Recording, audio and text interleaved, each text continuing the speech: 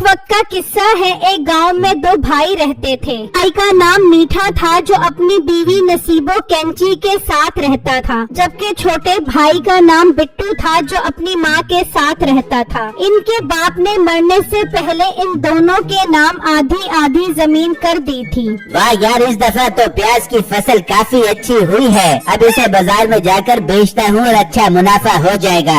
इतने में बिट्टू मीठे के पास आता है। मीठे भाई, कैसी हुई आपकी इस बार फसल? मेरी जमीन पर तो बहुत अच्छी प्याज उग गई है। हाँ बिट्टू, मेरी जमीन पर भी अच्छी प्याज उगी है। फिर तो मीठे भाई, हम दोनों को इस प्याज से अच्छा मुनाफा हो जाएगा। वैसे भी प्याज का रेट दिन ब दिन बढ़ता जा रहा है। तो मीठा सोचने लगता है, इस मोटे ने भी अपनी जमीन पर प्याज उगा ली। मैंने सोचा था कि सिर्फ मैं ही बाजार में प्याज बेचकर ज्यादा मुनाफा कमाऊंगा। फिर मीठा प्याज की बोरी लेकर घर आता है। देख नसीबो, मैंने कितनी मेहनत करके तेरी तरह मोटी मोटी प्याज उगाई है। हमें जरा तमीज से बात कर, जीरो फिक्र वाली लड़की को मोटी क्यों बोल रहे तू?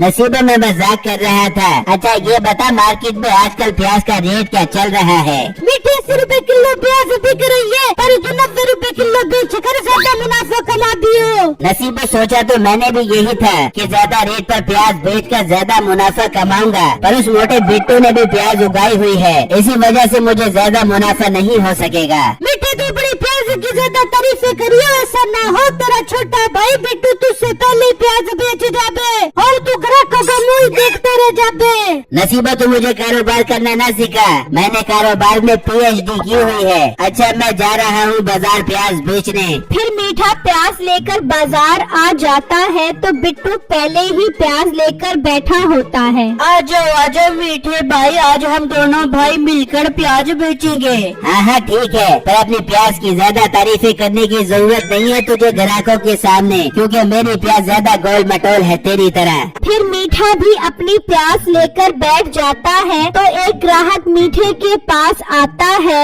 अरे भाई, कैसे दे रहे हो प्याज?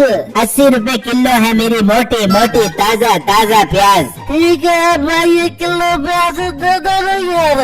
फिर वो ग्राहक प्याज लेकर चला जाता है तो बिट्टू कहता है, वाह मीठे भाई, आटे के साथ ही आपकी प्याज सेल होना शुरू हो गई। क्योंकि मेरी प्याज है ही इतनी मोटी गेंडी कि उसके सामने तेरी प्याज छोटी छोटी नजर आ रही है, इसलिए ग्राहक मेरे पास ही आ रहे हैं। मीठा अपनी प्याज की तारीफें कर ही रहा होता है तो एक ग्राहक बिट्टू के पास आता है। बेटा कैसे किलो दे रहे हो प्याज? भाई सिर्फ और सिर्फ 80 रुपए फी किलो है मेरी ये प्याज। ठीक है, प्याज तो आपकी ताजा लग रही है। एक काम करो, 8 किलो दे दो।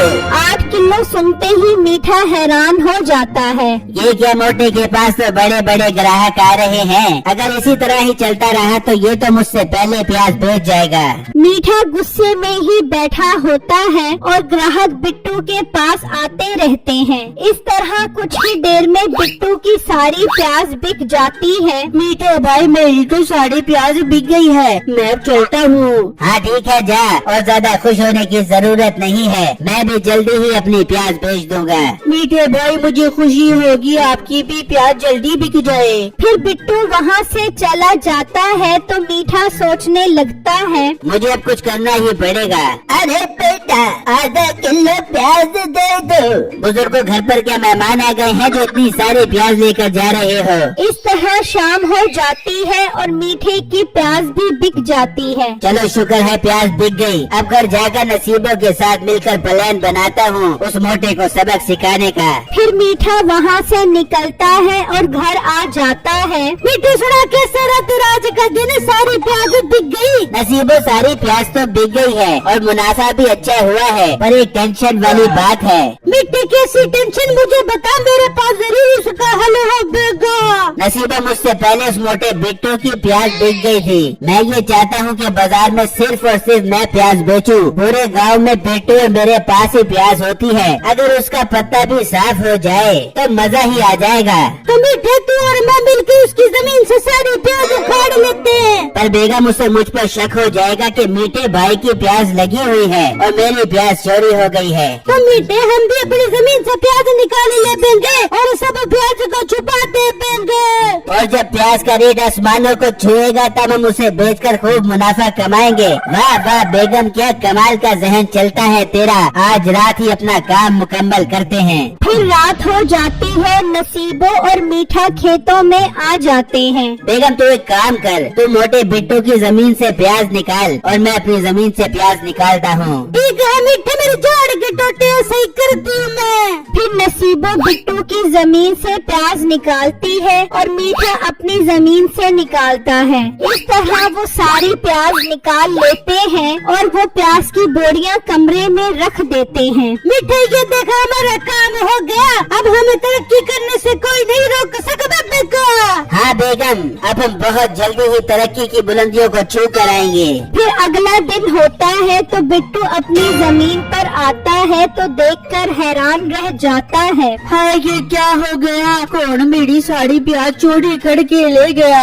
इतने में मीठा भी वहाँ आ जाता है। हाय हाय, मैं लुट गया, मैं बर्बाद हो गया। कोई हम दोनों भाइयों की प्याज चोरी करके ले गया। मीठे भाई, हमें अब हिम्मत से काम लेना पड़ेगा। अल्लाह उन चोरों को जरूर सबक सिखाएगा। हमें अब दोबारा मेहनत करके प्याज की फसल उगानी पड़ेगी। बेटे मुझ में तो मेहनत करने की हिम्मत खत्म हो गई है। तू ही मेहनत करके अपनी जमीन पर दोबारा प्याज उगा, मैं तो अब दूसरी सब्जियां बेचूंगा। ये कहकर मीठा वहाँ से चला जाता है और घर आकर नसीबों से कहता है, बेगम हमारा प्लान कामयाब हो गया और उस मोटे को जरा भी शक नहीं हुआ। ये तो कमाल हो गया। पर मीठे तू फिर भी बाजार में दूसरी सब्जियां बेचियो ताकि बाजार में प्याज और ज्यादा नायाब हो जाए। और फिर बेगम उसे हम बहुत महंगा बेचेंगे। वाह मजा ही आ जाएगा फिर तो। फिर अगले दिन मीठा और सब्जियां लेकर बैठ जाता है तो एक आदमी आता है। बेटा आपके पास प्याज है? नहीं भाई, प्याज तो नहीं है और सब्जियां मिल जाएंगी। नहीं बेटा, मुझे प्याज ही चाहिए थी। अगर आपके पास प्याज आ जाए तो ठाकुर साहब के पास आ जाएगा, वो महंगी भी खरीद लेंगे। ये कहकर वो आदमी चला जाता है। वाह मीठे, इसका मतलब मेरी तो बहुत जल्दी लाके निकलने वाली है। अभी जाकर बेगम को बताता हूँ। फिर मीठा घर आकर सारी बातें नसीबों को बताता है। मीठे ये तो अच्छी बात है, पर तू कुछ दिन सब्र और कर ले। हमें प्याज का रेट 5 गुना नहीं 8 गुना ज्यादा मिलेगा। बिट्टू अपनी जमीन पर मेहनत करता रहता है और मीठा दूसरी सब्जियां बाजार में बेचता रहता है। इस तरह काफी दिन गुजर जाते हैं तो मीठा ठाकुर साहब के पास आता है। ठाकुर साहब, मैंने सुना है आपको प्याज चाहिए। हाँ चाहिए तो थी, पर कहीं से प्याज नहीं मिल रही। ठाकुर साहब मेरे पास प्याज है। क्या बात कर रहे हो, तुम्हारे पास प्याज है? हाँ ठाकुर साहब, मेरे पास मनो के हिसाब से प्याज है। ठीक है, वो प्याज तुम मुझे बेच दो, मैं तुम्हें उसकी अच्छी कीमत दूंगा। ठीक है, पर ठाकुर साहब वो प्याज मैं आपको 200 रुपए किलो के हिसाब से बेचूंगा। मुझे सौदा मंजूर है। चलो मैं तुम्हारे साथ चलता हूँ, मुझे वो सारी प्याज उठा दो। मुंशी तुम भी मेरे साथ चलो पैसों का बैग लेकर। फिर वो पैसे उठाकर मीठे के साथ चलते हैं और मीठे के घर आ जाते हैं। कहा है तुम्हारे पास वो सारी की सारी प्याज? ठाकुर साहब वो हमने कमरे में रखी हुई है। चलो फिर चलते हैं और देखते हैं वो प्याज। फिर वो कमरे में आते हैं तो प्याज से बहुत बदबू आ रही होती है। ये है तुम्हारी बदबूदार गली सड़ी प्याज। हाय मेरी प्याज खराब हो गई, मैं लुट गया, मैं बर्बाद हो गया।